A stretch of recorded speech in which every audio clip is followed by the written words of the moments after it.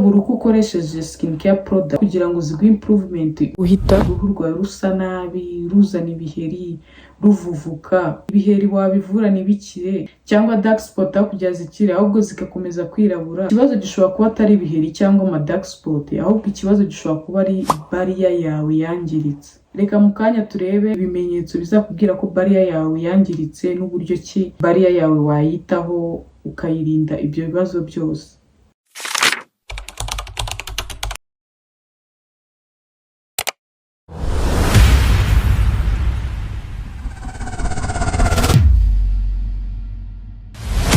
Ubundi barrier ni iki? Barrier ni uru ruhu rwo hejuru. Iyi epidermis niyo twita barrier. Impamvu tuyita barrier ni nk'ingabo turinda kuba uruhu rwatakaza amazi. Irayafata amazi nabe yasohoka. Ikindi iturinda kuba uruhu rwakwinjirwamo n'amabacteria. Irinda uruhu rwacu kuba hagira indi myanda duhura nayo mu bidukikije yazikinjira mu ruhu. Urumva ko ari ingenzi cyane kuba barrier yawe yaba ifite imbaraga. Rero iyo barrier yawe yangiritse, ibyo byose mubwiye, kuba uruhu rwatakaza amazi, kuba uruhu rwakwinjirwamo n'ibibonetse byose, biba byoroshye cyane. Iyo barrier yawe yangiritse, ayo mabacteria, ayo mazi kuyatakaza biba byoroshye. Uruhu rwawe rushobora kuba sensitive, uruhu rwawe rushobora kugira ama inflammation, rushobora kugira ibiheri mu buryo bworoshye. Uruhu rwawe rushobora gukira mu gihe kirekire, uruhu rwawe rushobora kuba sensitive. Niyo mpamvu ari byiza ko barrier yawe uyitaho ikagumana ubuziranenge. Ibimenyetso bizakubwira ko barrier yawe yangiritse: icya mbere ni ukuba uruhu rushya byoroshye, ukajya ku zuba uruhu rukaba ukumva rurimo rurakurya. Wakoresha product ukumva uruhu ruri kwokera, ruri kukurya. Ibyo ni ibimenyetso bizakubwira ko barrier yawe yangiritse. Noneho ikindi gitangaje ni uko ushobora no koga amazi bisanzwe, ari amazi gusa, ukumva nayo aragutwitse. Ugakoresha amavuta yoroheje ukumva nayo ari kukurya.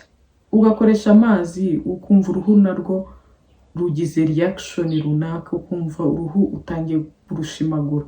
Iyo iba ari red flag, biba bigaragaza ko barrier yawe yangiritse. Ikindi kimenyetso kizakubwira ko barrier yawe yangiritse ni ukumva uruhu rumatira cyane. Reba nka kwa kundi ukaraba isabune mu gihe utari wisiga, ukumva uruhu ruregeranye cyane. Iyo ngiyo nayo ni red flag, iyo iba ari barrier yangiritse. Kuko iyo uruhu rwegeranye cyane, ni ikigaragaza ko nta mazi uruhu rufite. Uruhu ruri dehydrated. Kandi iyo uruhu ruri dehydrated, rushobora gukora amavuta yo kuza gusimbura ya mavuta yandi watakaje, ugasanga uzanye n'ibi. Ikindi kibazo kizakubwira ko barrier yawe yangiritse ni ukuba uruhu rugira ama inflammation adakira.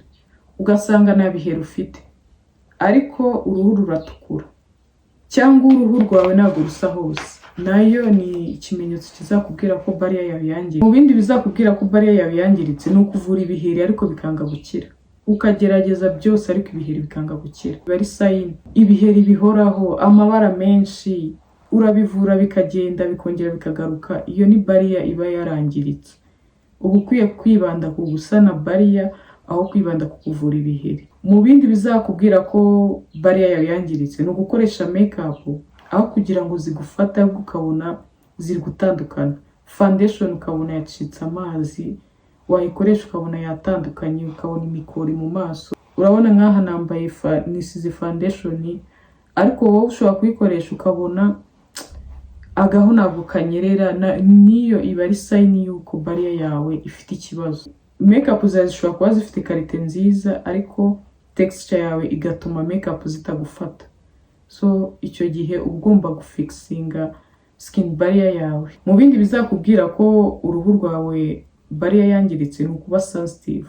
Ukarukoraho ukumva rurakurya, ukisiga amavuta ukumva arakuriye, cyangwa ukaba ukoresha product zarakugwaga neza ariko from nowhere ukabona izo product ntizikigukorera.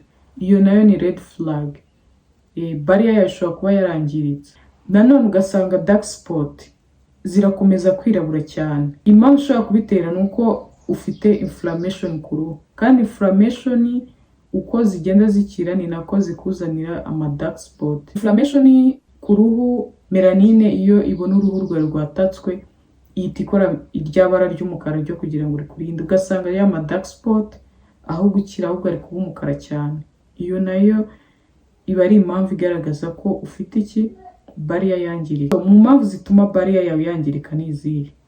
Gukora over exfoliation, gukuba uruhu cyane, gukoresha ama scrub mu maso, gukoresha ama exfoliation toner inshuro nyinshi mu cyumweru, ibyo ni mu mpamvu zishobora kwangiza barrier yawe. Gukoresha actives nyinshi nazo ziri mu mpamvu zangiza barrier yawe. Ugasanga urakoresha ama vitamin C mu mwanya umwe na retinol, ugasanga benzoyl salicylic, ibintu nk'ibyo byose uri kubikoresha kandi utazi uko bikoreshwa. Ibyo byose bishobora gutera uruhu rwawe kwangirika. Impamvu zangiza barrier cyane cyane mu gihugu cyacu nk'u Rwanda ni ukuba abantu bagikoresha bar soap mu maso. Bar soap bazoga ku mubiri, mu maso bakoresha cleanser. Rero ano ma bar soap ashobora kuba imwe mu mpamvu ituma uruhu rwawe rwangirika kubera ko aba afite pH nini cyane. Cyane gukunda bar soap wayikoresha rimwe mu cyumweru cyangwa ukayakoreshanya na toner zino zikora balance. Izi toner zibalansinga pH nazo zishobora kugufasha izi bar soap ntizigire reaction n'imwe zisiga ku ruhu rwawe. Mu bindi bishobora gutuma barrier yawe yangirika ni kudakoresha moisturizer, kuyikoresha uko ubonye kose, cyangwa rimwe na rimwe ukayikoresha ikindi gihe ntuyikoreshe, nabyo biri mu mpamvu ishobora gutuma uruhu rwawe rwuma cyane rukanangirika byoroshye. Kuko moisturizer twarabibonye ko iri mu bintu birinda ko uruhu rwawe rwakwangirika. Mu bindi bishobora gutuma barrier yawe yangirika ni ukudakoresha sunscreen cyangwa kuyikoresha nabi, uruhu ukajya uhora urwanitse ku zuba na sunscreen wambaye. Ibyo biri mu mpamvu ishobora gutuma barrier yawe yangirika. Barrier yangiritse ni gute wayisana? Icya mbere, hagarika izo actives ukoresha. Reka gukora over exfoliation. Koresha cleanser aho gukoresha bar soap. Gabanya rutine yawe, igabanyemo ibintu byinshi, ufokasinge ku gukoresha moisturizer na sunscreen.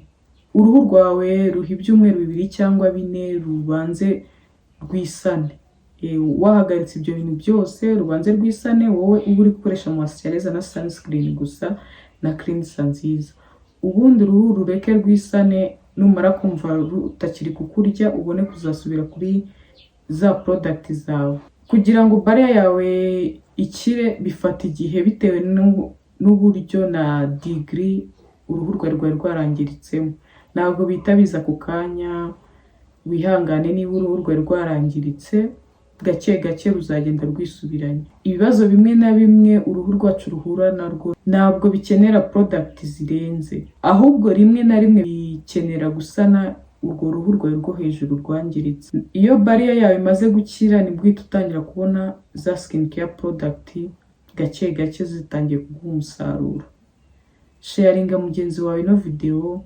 Niba utari wadukurikira, dukurikire. Hano tuhavugira ibintu by'ingenzi cyane byo kwita ku ruhu rwawe, kuko twamaze kubona ko nubwo wagura product zihenze gute, ariko utazi kwita ku ruhu rwawe biragoye ko uruhu rwawe rwagira impinduka. Kandi uko umenya kwita ku ruhu rwawe ni nako n'amafaranga urutakazaho nayo agabanuka.